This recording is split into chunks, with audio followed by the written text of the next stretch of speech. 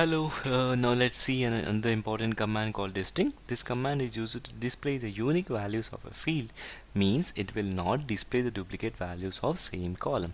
So you might enter a record into a table with some duplicates. So now if you want to avoid those duplicate values from a table, then you have to use a distinct keyword in a select query. So how we use it? Distinct is used on a single column which is having duplicate values. Select distinct field name from table name. First of all, I am trying to check how many records are there in my table. So there are 6 records.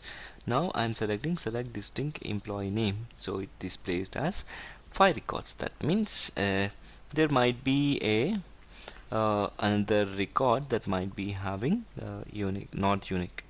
That means Ajay might have repeated twice, or Kumar, or Yugandhar, or Alex, or Robert might have repeated twice. So that's the reason you are not seeing all these 6 records, but you are just seeing only 5 records, right?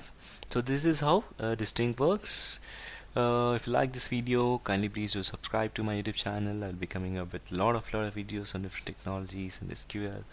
So thank you so much.